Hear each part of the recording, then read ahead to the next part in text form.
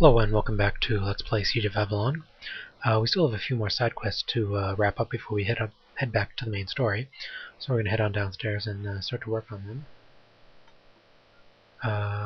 One of the first things we're going to do is we're going to talk to an individual up further closer to the top of the map here. He's a bit of a strange character. He's a bit of a...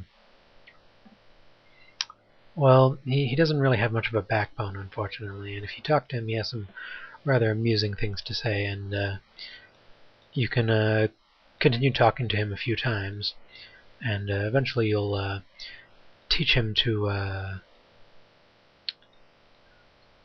develop a bit more courage and tact, as it were, and he'll eventually wise up to how it is a soldier is supposed to be behaving, and doing so earns you a bit of training points. And I believe this is actually that particular conversation can actually be glitched in order to grant you an infinite number of training points. But that's rather cheating, so we're not gonna do well. I suppose it's not really cheating in the strictest sense, since it's part of the game, but I don't think it was an intended part of the game, so we're not going to do that. Anyway, over here is another individual, and he seems to be sleeping and doesn't say much. But if you talk to him again, he's woken up, and you can have a proper conversation with him. And he mentions he's the luckiest person alive, and the commander here in Avalon has assigned him to be the official Avalon Lucky Charm. And he mentions that he won a game of cards against a fellow soldier and ended up winning, I believe, the other soldier's prized signet ring. So he's rather worried that the other soldier's going to beat him up and take it back, so he asks us to bring the ring back to him on his behalf. So we're going to go ahead and do that, but first we notice another individual here named Wyatt. He's actually another NPC you can pick up. He's a archer. He's fairly useful, but again, we're not going to really be picking any NPCs because the mage doesn't really need them. And continuing down here, we find another individual named Vasek. It's possible to also get Vasek in your party. He's a warrior. He uses an axe. I don't know exactly how useful he is. I don't think he's too bad overall. He can be tricky to get. You have to do a particular combination, and I think you have to have Wyatt in your party in order to do it. In order to pick up Vasek, but he seems to be alright overall, but I think Sir Denadon is probably better, and he's easier to get. Anyway, if we head down here, there's a man here with a special conversation you can have.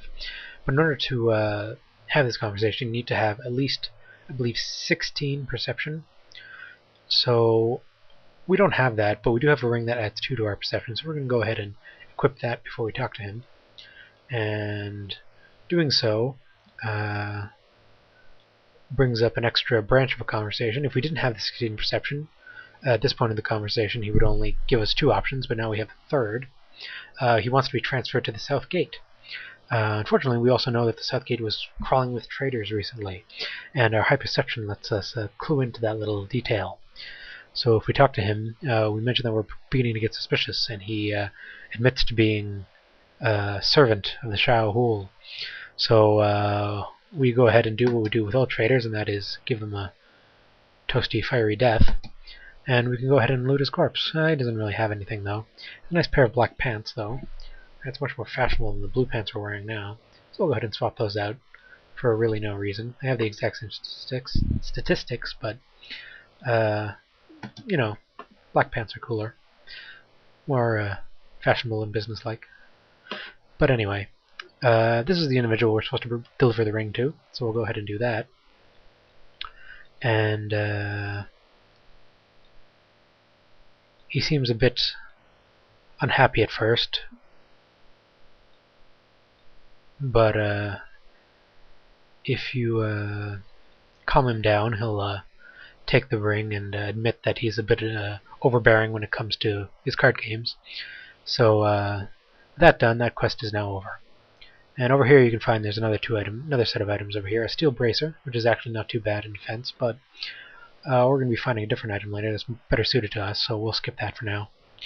and we'll continue on our way. Now we've just about wrapped up all the side quests.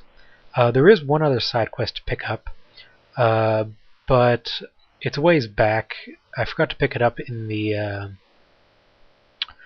Outer Bailey there, where all the merchants were. But we'll be completing it as we do the main quest, so I'll ignore it for now and wrap it up later. It's not really a big deal. It's just another fetch quest, nothing to be too concerned about. And here you find another chest, and it has a chainmail hauberk in it, which isn't too bad of an item, but again, don't really care. I think if you were a warrior at this point, you would pick up that item and wear it, I believe. I'm not perfectly sure on that, but I think it's the case. Anyway, and if you recall, Sir Roth asked us to investigate the Earthstone in the catacombs beneath the castle. So in order to get down there, we have to talk to this man named Wassian. He is in charge of the main gate leading down to the catacombs. So now we're going to continue on to the inner keep basement. And if we head over here, we can see the main gate leading to the catacombs. Now that we've talked to Wassian, that gate will be open to us. It was close to us before, but now that we've spoken to him, we can get down. If we head over here, there's a few items to be picked up. I believe there's 2 chests down here of interest. See if we can't find them. I believe one is all the way down here. Yeah, there's one. See if it has an item we want. Here we are. There's a leather tunic gauntlet, not important. Here we have something called a wizard bracers. -1 stealth and hit recovery, +1 defense and restriction, and they give a whole bunch of elemental resistance as well as a bit of physical resistance. It's a bit more interesting than the armbands we're wearing now, and have about the same physical resistance. We're more worried about getting blasted away by an enemy spell than we are by getting hacked at with a sword, so we're going to go ahead and swap that out and continue to explore the basement. There's another chest to be found over here, and it has a very nice set of steel greaves, which are pretty good to wear. They give you some good defense, pauldrons and a helm, neither of which are interesting to us, so we'll leave those behind. Sir Dynadon has similar items. Unfortunately, with a lot of NPCs, you're not allowed to remove a lot of their items, mostly because a lot of them are powerful and you're not really meant to have them, I guess. I don't know. I'm not exactly sure why it works the way it does, but certain items you're not allowed to take. And anyway, over here we see a rather strange individual named Philios, and he seems to be a necromancer of some kind, and rather stereotypically is living in the basement. And talking to him, you can actually find out that he has an apprentice hidden back here, a skeletal apprentice, who will instruct you on the ways of magic. And there's quite a few things to be offered here.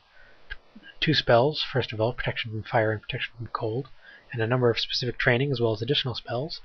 First is Wizardcraft, +2 perception, coordination, +3 mysticism, and +1 recharge rate. Definitely going to grab that.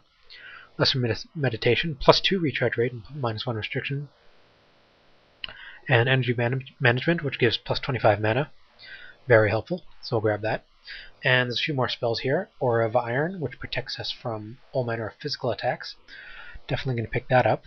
Protection from lightning, which protects us from, well, lightning. There's also protection from fire, protection from cold. We've run out of points here, so we'll just pick up protection from fire for now and head on our way. So we have, our stats have improved quite a bit now. If we go ahead and check, we now have 100 mana, whereas we had 30 at the beginning of the, around 30 or 40 at the beginning of the session here. We now have 100. We now recharge 103 mana per minute. So in 1 minute, our mana recharges fully. So that's rather good. We seem to be a lot more well off than we were just a little while ago. And I think we're about ready to start questing. Fortunately, our time is almost up, so I'm just going to head on over to the catacombs and wrap up the video there. We're going to see what's down here. Hopefully we'll find the Earthstone. We're not exactly sure what the relevance of the Earthstone is just yet, but we'll see if it ends up being a rather important item in Avalon's future. But for now, we're going to wrap up the video here, and I'll see you next time.